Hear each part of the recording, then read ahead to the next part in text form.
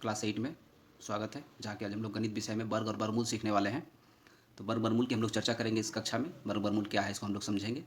तो हम लोग देख रहे हैं कि हम इस अध्याय में क्या क्या सीखेंगे। तो जैसा कि आप देख पा रहे हैं कि हम इस अध्याय में क्या क्या सीखेंगे। संख्या का वर्ग, पूर्ण संख्या, पूर्ण वर्ग संख्या, पाइथागोरस त्रिक और वर्गमूल ज्ञात करना।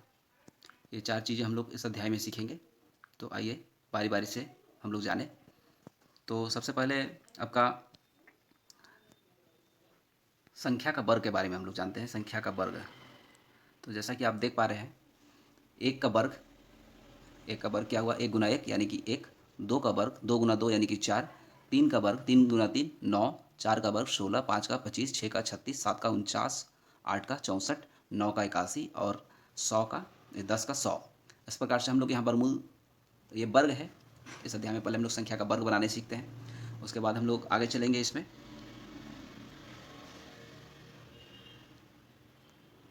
इसकी मुख्य बातों को हम लोग जानते हैं। तो वर्ग के बारे में हम लोग यहाँ जान रहे हैं कि किसी संख्या को उसी संख्या से गुना करने पर जो गुणनफल प्राप्त होता है वह उस संख्या का वर्ग कहलाता है। तो आपने देखा कि ये परिभाषा हो गया, डिफिनीशन हो गया। किसी संख्या को उसी संख्या से गुना करते हैं तो जो गुणनफल प्राप्त होता है वह उस संख्या का वर्ग होता है, जैसा कि आप बोर्ड पर भी देख सक रहे हैं।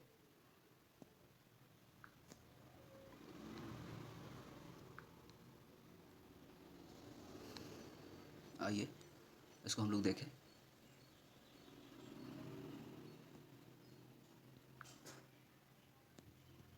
संख्या का वर्ग, जैसा कि हम देख पा रहे हैं, संख्या का वर्ग 1 से लेकर 20 तक का वर्ग दिया हुआ है।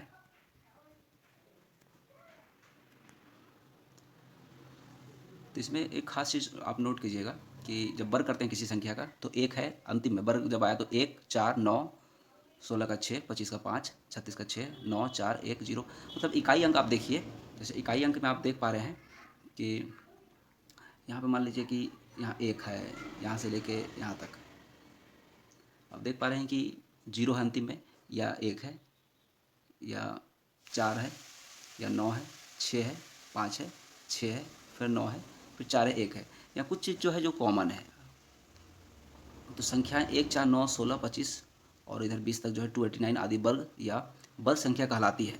उपरोक्त सारणी में वर्ग संख्याओं के अध्ययन करने से यह ज्ञात होता है कि ये सभी संख्याएं इकाई स्थान पे 0, 1, 4, 5, 6 या 9 पर समाप्त होती है।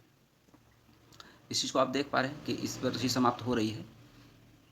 तो इकाई स्थान पे ही हम लोग नोटिस करते हैं कि 0, 1, 4, 5, 6 या 9 पर समाप्त होती है। इनमें से किसी भी संख्या के इकाई स्थान पर आपने ध्यान दिया होगा कि 2, 3, 7, 8 नहीं आता है। 2, 3, 7 या 8 नहीं आता है इकाई स्थान पर। किसी के भी वर्ग में हम लोग देख रहे हैं कि ऐसा नहीं होता है। तो इसका कुछ खास गुण को हम लोग जानते हैं, उसका गुण के बारे में हम लोग जानेंगे। जैसा कि यहाँ गुण दिया हुआ है, आपको उसके गुण को बारे में मैं आपको बताने का प्रयास करता हूँ अच्छा तरीके से। पूर्ण वर्ग संख्या या वर्ग संख्या के गुण और कुछ और गुण। पहला, जिस संख्या के इकाई में 2, 3, 7 या 8 रहता है वह पूर्ण वर्ग संख्या नहीं हो सकता है। इसको ध्यान में रखेंगे। फिर से मैं इसको एक बार रिपीट कर दे रहा हूँ कि जिस संख्या के इकाई में 2, 3, 7 या 8 रहता है वह पूर्ण वर्ग संख्या नहीं हो सकती है। जैसे 12, 23, 17, 38 आदि पूर्ण वर्ग संख्या नहीं है। एक प्रश्न है, क्या 1, 2, 3, 4, 6, 7 पूर्ण वर्ग संख्या है? सोचिए, अंतिम में 7 है। तो हम लोग अभी पढ़ चुके हैं कि इकाई में यदि 7 रहता तो वह पूर्ण वर्ग संख्या नहीं हो सकता है। तो आइए अगले पॉइंट पे चलते हैं। दूसरा, सम संख्याओं का वर्ग सदैव सम संख्या होती है। जैसा कि आप देख पा रहे हैं, 2 का वर्ग 4 का वर्ग 16, 6 का वर्ग 36। विषम संख्याओं का वर्ग सर्वदा विषम संख्या होती है। तो यहाँ 2 चीज़ों को याद रखेंगे, सम का वर्ग सम और विषम का वर्ग हमेशा विषम ही होता है। यदि किसी संख्या के अंत में शून्यों की संख्या विषम हो तो ऐसी संख्या पूर्ण वर्ग संख्या नहीं होगी। यदि शून्यों की संख्या सम हो तब भी जरूरी नहीं है कि ये वर्ग ही होगा किसी संख्या का। तो शून्यों की संख्या जब सम हो और शून्यों को छोड़कर शेष संख्या पूर्ण वर्ग हो तो संख्या पूर्ण वर्ग संख्या होगी। यदि ध्यान देना होगा कि यदि शून्य को छोड़कर संख्या फिर पूर्ण वर्ग संख्या है कि नहीं है। ये चौथा पॉइंट था। अब चलते हैं हम लोग इसके 5वें पॉइंट पे। जैसे कि इसका उदाहरण अब देख लीजिए, जैसे 60 है, 1000 है, फिर 4 पर शून्य है, टोटल 5 ठो इत्यादि। पूर्ण वर्ग संख्या नहीं है, क्योंकि 1, 3, 5 जो शून्य हो रहा है विषम संख्या है, तो ये पूर्ण वर्ग नहीं होगा। अब देखिए 400 है कि नहीं, तो शून्य तो सम, शून्य की संख्या 400 में 2 को है, यानी कि सम है, तो शून्य को छोड़ के 4 भी होना चाहिए। तो 4 तो हम लोग जान रहे हैं कि पूर्ण वर्ग संख्या है, 2 का वर्ग 4 होता है, तो 400 जो है पूर्ण वर्ग संख्या है। लेकिन 500 पूर्ण वर्ग संख्या नहीं होगा, क्योंकि 5 जो है किसी का पूर्ण वर्ग संख्या नहीं है।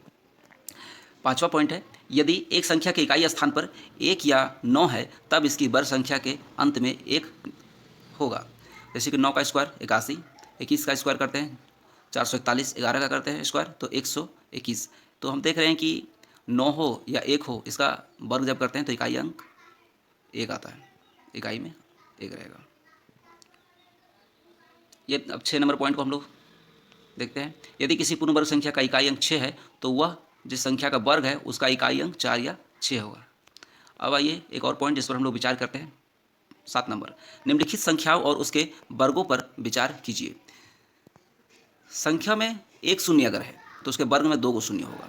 जैसे कि 10, 40, 50, इस सब में एक एक शून्य है, तो हम देख पा रहे हैं कि इसका जो शून्य है सो 2 शून्य है इसमें। यदि संख्या में 2 शून्य होगा तो उसके वर्ग में 4 शून्य होगा। ये बात आपको ध्यान में रखनी होगी, बनाते समय ये आपको सुविधा होगा इस तरह से। जैसे कि अगर संख्या में एक शून्य है, जैसा कि आप देख रहे हैं एक शून्य है, तो उसके वर्ग में 2 शून्य है।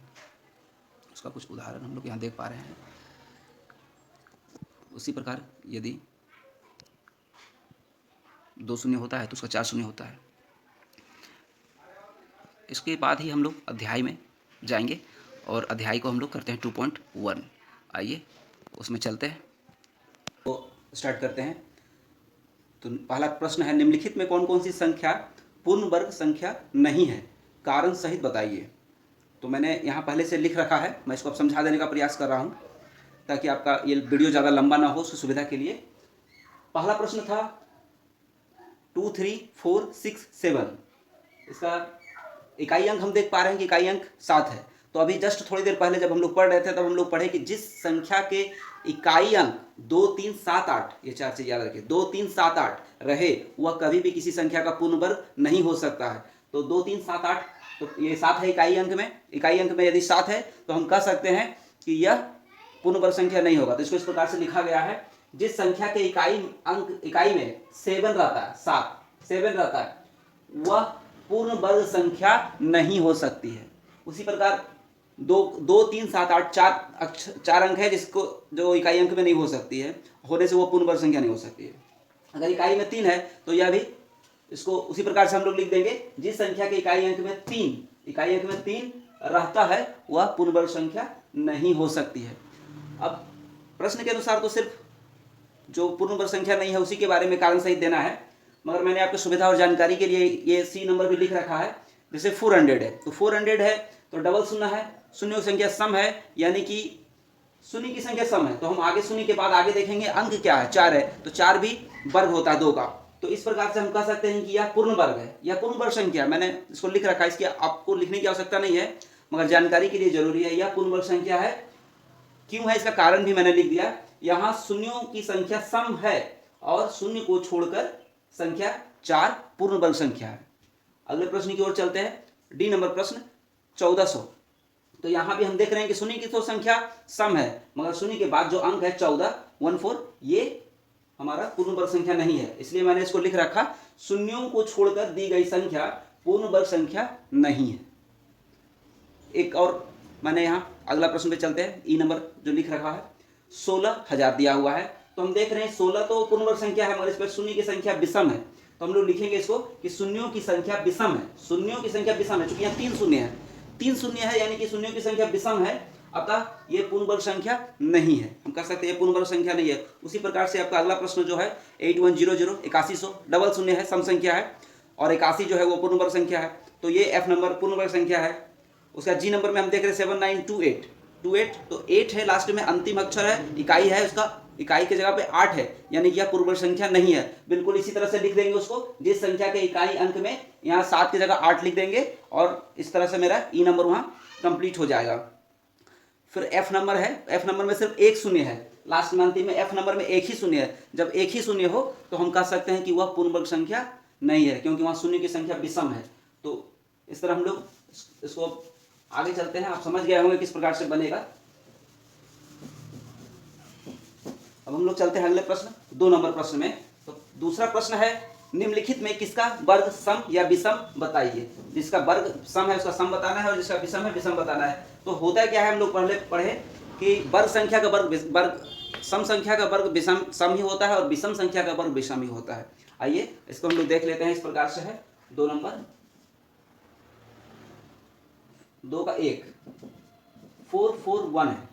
441 है, जब 441 है यानी कि हम इकाई अंक देखेंगे, इकाई में क्या है। तो इकाई में हम देख पा रहे हैं कि इकाई में मेरा 1 है। यदि 1 है तो 1 है विषम संख्या, 1 विषम संख्या है, तो इसका जो वर्ग होगा वह विषम होगा। विषम संख्या का वर्ग विषम होता है। तो निम्नलिखित में किसका वर्ग सम है किसका वर्ग विषम है बताना है।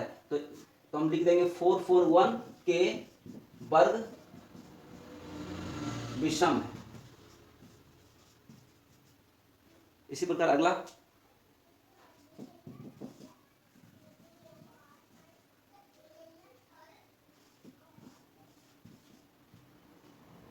देख पा रहे हैं कि अगला है 2704। निम्नलिखित में किसका वर्ग सम है या विषम है। तो हम यहाँ देख पा रहे हैं कि इसका इकाई है 4 यानी कि सम है। तो हम लोग लिखेंगे 2704 के वर्ग सम है।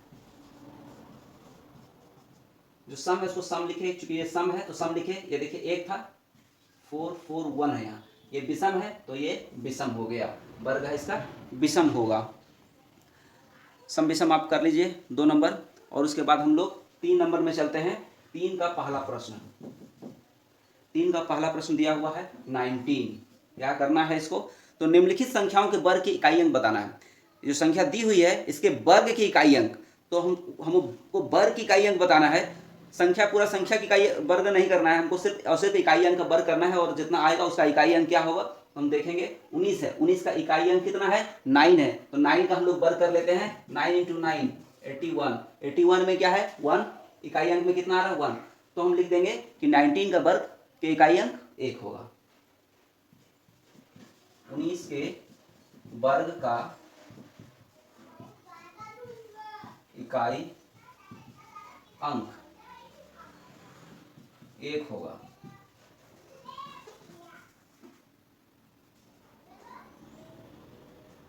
इसी प्रकार अगला प्रश्न की ओर चलते हैं। दूसरा 21, तीसरा 38।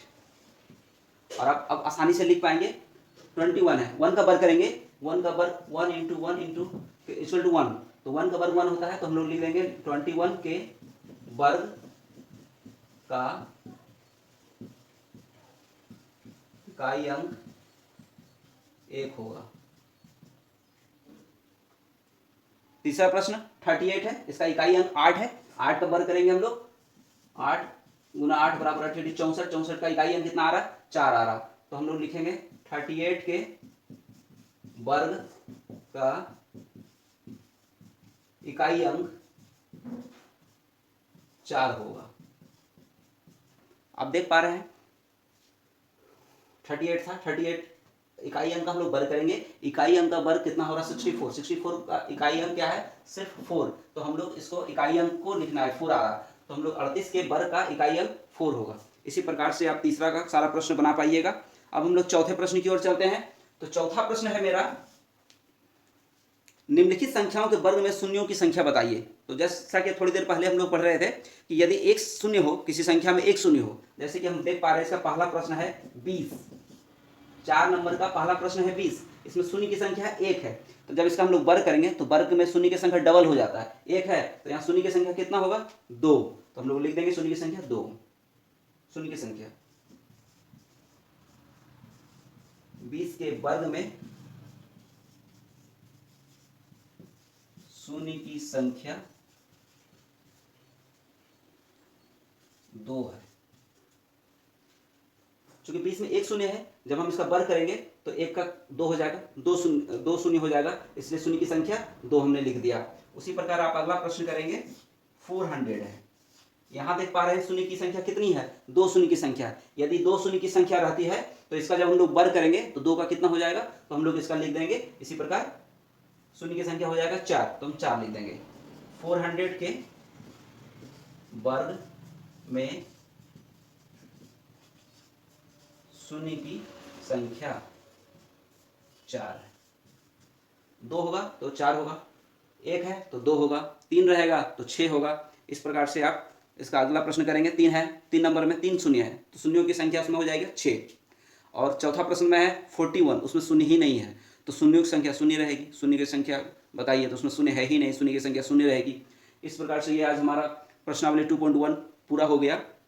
इसके बाद हम लोग अगले कक्षा में इसके अगला 2.2 को देखेंगे। धन्यवाद।